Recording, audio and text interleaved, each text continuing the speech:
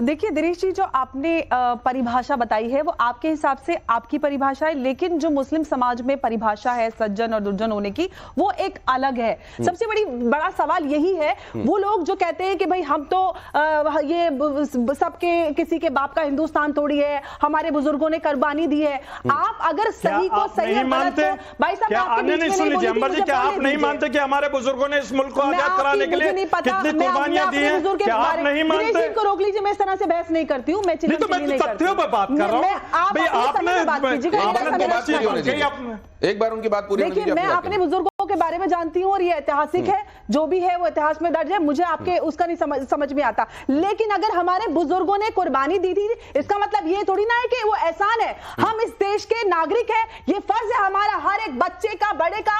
अगर जब हमारे देश को जरूरत पड़ेगी तो हम अपने प्राणों की आहुति देंगे। ये कोई एहसान नहीं है कि आप अगर यहाँ पे आप खूंटा गाड़ के बैठेंगे, कहेंगे बाई चॉइस वाले हैं। दिनेश जी, हम बाई चॉइस वाले, बाई डिफॉल्ट वाले नहीं है। नहीं, हम बाई चॉइस वाले, बाई डिफॉल्ट वाले नहीं है। तो गए थे सबसे पहले वोट डालने के लिए, पाकिस्तान बनाने के लिए। जिन्ना अरे सुन लीजिए अम्बा जी, हम तो कहते हैं कि हम बाई चॉइस वाले, हमारे बुजुर्गों ने इस मुल्क को चुना, गांधी जी के विचारधारा को सुना। भाषा है ना, यहाँ पे ना डालिएगा। आज डिजिटाइज वर्ल्ड है, सबको सारा ज्ञान है, तो यहाँ पे आप ये मीठे मीठे बाण ना चलाइए। सबको पता है कि आपको धोखा दिया था जिन्ना ने, इसलिए आप यहाँ पे रह गए। आपके किसी बुजुर्ग ने कोई चॉइस नहीं की। जिन्ना को मेरे बुजुर्गों ने, सुन लीजिए, जिन्ना को मेरे बुजुर्गों ने लात मार के भगा दिया था।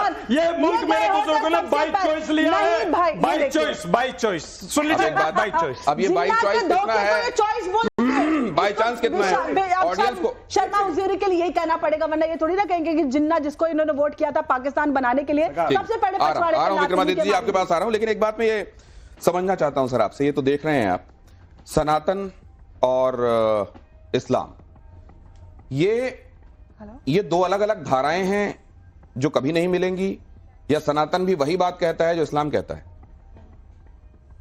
सनातन ही सबसे पहले जो सीधे आसमान से पृथ्वी पर आया, आदिकाल से जो है, और जो अनादिकाल तक रहेगा, उसका नाम है सनातन संस्कृत में। और उसी में ऐड कीजिए इसको, जो सनातन धर्म में आसमान से आया, उसी को अरबी में इस्लाम कहते हैं। सलामती के साथ, प्यार और मोहब्बत के साथ, उसी का नाम अरबी में इस्लाम है। संस्कृत में सनातन है, जो सदियों से चला आ रहा है, आदिकाल से और अनादिकाल तक रहेगा इस्लाम। तो आप ये कह रहे हैं कि सनातन पहले आया फिर इस्लाम आया, या एक साथ दोनों आए? एक ही है, दोनों एक ही है, दोनों एक ही है विक्रमादित्य जी। देखिए मैं अभी हमारे चतुर्वेदी साहब ने बहुत जबरदस्त इंटरप्रिटेशन दिया, मैं उसका बहुत बहुत धन्यवाद देता हूं कि आज ऐसे ही विज्ञान की आवश्यकता है। इस्लाम का मैं भी कदरदान हूं, लेकिन मैंने इस्लाम की एक डेफिनेशन कहीं पढ़ी, मुझे बड़ी अच्छी लगी। लाम जैसे केसू है मेरे शाम के। लाम, जब लाम लिखा जाता है तो लाम जैसे केसू है मतलब मेरे शाम के। ना अहल हैं वो लोग जो ना कायल हो इस्लाम के। भगवान कृष्ण के जो बाल है ना, वो केसू जो है वो उसी प्रकार के लाम की तरह है जैसे लिखा जाता है। तो मेरा लाम लिखा जाता है, इस प्रकार से लिखा जाता है। तो मैं कहता हूं कि ये बहुत जरूरी है कि हम किसी धर्म का विरोध ना करें। लेकिन समस्या यह है, मैं चतुर्वेदी साहब से एक प्रश्न पूछूंगा। चतुर्वेदी साहब, यहाँ हैरिस साहब भी बैठे हुए हैं, प्रोफेसर साहब, सबने बहुत हिंदू धर्म को बहुत पढ़ा, इस्लाम तो पढ़ा ही पढ़ा आपने। मैं एक बात लिख के लाया, मैंने बहुत सोच समझ के लिखी। आपने सारे सनातन को पढ़ा, चतुर्वेद, वेद भी पढ़े, उपनिषद, पुराण, शायद मुझे उतने नाम याद नहीं होंगे, मैं इस घर में पैदा हुआ, सब कुछ हुआ, जैसे गौतम जी ने बोला। क्या आपको कहीं एक जगह लिखा हुआ दिखाई दिया किसी विधर्मी की, अधर्मी की गर्दन काट दो? सनातन के अंदर अधर्मी की गर्दन काटने को नहीं कहा गया, विधर्मी की गर्दन काटने को लिखा गया, विधर्मी की भी नहीं कहा गया। तो मुझे बताइए, तो इस्लाम के अंदर जो ये आयतें लिखी हैं, सूरा नंबर 998 जी, सूरा आयत नंबर 385, सूरा आयत नंबर 812, सूरा आयत नंबर 380, जिसके अंदर कहा गया कि गैर इस्लामी, गैर मुसलमान को दोस्त मत बनाओ, अल्लाह गैर मुसलमानों का शत्रु है। ये इंटरप्रिटेशन कहां से आई? आज आवश्यकता है कि आप इन लोगों को सिखाइए, नाज़िम साहब को सिखाइए कि ये जो आज तथाकथित तौर पर, मैं कहता हूं इस्लाम ऐसा नहीं है, मतलब कुछ और रहा होगा, कि जो आज इंटरप्रिटेशन मिल रही है वो बड़ी खतरनाक है, भयावह है। मैं चाहूंगा कि आप बताइए कि सनातन में कहीं लिखा गर्दन काट दो? कभी कहीं नहीं लिखा है। मैं आपको एक एग्जांपल दे रहा हूं। मेरा एक प्रोग्राम हुआ 2012 में, कहने लगी आप ये बताइए कि इस्लाम में गैर मुसलमान को जिनको काफिर कहते हैं उनको कहा गया कि इन्हें कत्ल कर दो। मैंने कहा कहीं नहीं कहा गया। कहने की बहुत जगह कुरान में, हमने कहा कहीं नहीं दिखाई है हमें। वाजिबुल तो कत्ल उन्होंने ये कहा जाता जी है। वाजिबुल कत्ल जी। तो मैंने कहा पहले तो आप ये बताइए काफिर कहते किसको हैं?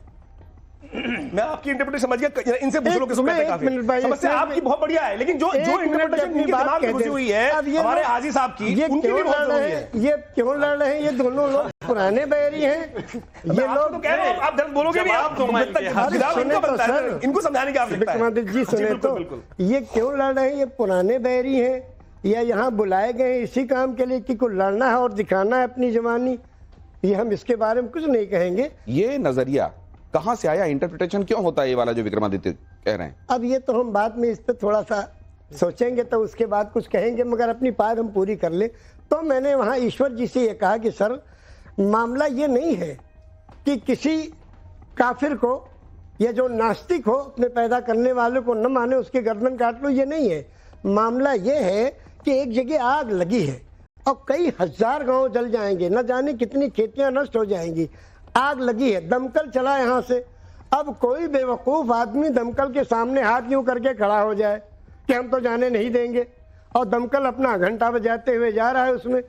अब वो ड्राइवर को ये ऑर्डर है कि एक आदमी को बचाने के लिए इतना बड़ा नुकसान आप न रोकिए, आप इसको कुचलते हुए चले जाइए। तो जो लोग मानवता को आपस में लड़ाने में लगे हुए हैं, जो खून के प्यासे हैं लोगों के, ऐसे लोगों को दंड दिया जाए और ऐसे लोगों की गर्दन काटनी चाहिए। ऐसे लोगों को न काटना चाहिए कि जो एक दूसरे के लिए हमदर्द हैं, उनकी तो सेवा में लगे नजारे हैं। से बड़ा नजरिया होता है ये जो बात कही जाती है। अब देखिए आप नजरिया देखिए, यहाँ ये नजरिया अगर हो और ये नजरिया अगर परवेसिव हो, ज्यादातर लोगों में हो, व्यापक हो, तो फिर समस्या ही क्या है? लेकिन क्या ये नजरिया व्यापक है? मैं इस पर आऊं उससे पहले जरा आपको यहां बुलाऊंगा। आइए धन्यवाद यहां पर आपको। जरा खड़े होइए इस जगह पर और इधर देखिए स्क्रीन में मैं क्या चला रहा हूं और उस पर अपनी टिप्पणी दीजिएगा। धन्यवाद। आप जरा ऐसे आइए, आपकी मदद करता हूं मैं। आपने जैसा कहा कि आप अक्सर डिबेट में और ये इन सब चीजों से दूर रहते हैं, लेकिन मैं तो बहुत स्वागत करूंगा कि आप अक्सर आया कीजिए और कम से कम लोगों का अब ये को तो आप- नजरिया बनाने में मदद मिले। ये जब आप देखते हैं तस्वीरें, जी। महाकुंभ का हम जिक्र कर रहे हैं, जब ये तस्वीरें आपको दिखाई देती हैं, 40-50 करोड़ लोग जहां पर जमा हो रहे हैं इस पूरे दौरान और स्नान कर रहे हैं और हर हर महादेव के नारे लग रहे हैं, आपको इस देश का वासी होने के नाते क्या लगता है? अच्छा लगता है, बहुत सुंदर वातावरण है, बहुत खुशी होती है कि अपने देश में कितना बड़ा प्रोग्राम है कि न जाने कहाँ कहाँ की दुनिया के कहाँ के लोग आ रहे हैं और इसको देख रहे हैं, खुश होके जा रहे हैं और अपने पाप को धो रहे हैं, अपने मन को भी धो रहे हैं, तन को भी धो रहे हैं। और यहाँ- ऊपर से मन तन को धो रहे हैं, अंदर से मन को भी साफ कर ले तो क्या कहने। ये हमारा जो भारत है, बल्कि संसार बिल्कुल स्वर्ग हो जाएगा। संसार स्वर्ग हो जाएगा और हमें बड़ी प्रसन्नता हो रही है कि ऐसा हो रहा है। इस बात पर तो तालियां होनी चाहिए। आगे देखिए जरा, ये तस्वीर जब आपके सामने आती है तो क्या आता है मस्तिष्क में? इनसे अभी हमारी मुलाकात नहीं हुई, बस खाली पर्दे ही में देखा है इनको। जब पर्दे जब देखते हैं इनके कि करीब बातें सुनते जाएंगे, हैं, जी, तो आपको इस्लाम के लोगों के मानने वालों के ये रहनुमा लगते हैं क्या आपको? देखिए इस्लाम का रहनुमा तो सिर्फ जो है वो होगा जिसकी जिंदगी बिल्कुल तमाम द्वेष से, तमाम पापों से, तमाम ख्वाहिशात से बिल्कुल पाक हो, जो बिल्कुल सन्यास किस्म का आदमी हो, जिसको इस संसार में चंद दिन के लिए आया और चला जाएगा। अगर ऐसा आदमी है तब तो ठीक है, और जो लोभी लोग हैं उनसे कोई उम्मीद नहीं की जा सकती। अब ये किस कैटेगरी में आते हैं वो ये नहीं कह रहे हैं, लेकिन उन्होंने कहा कि वो किसको अच्छा मानते हैं और किसको बुरा। अगला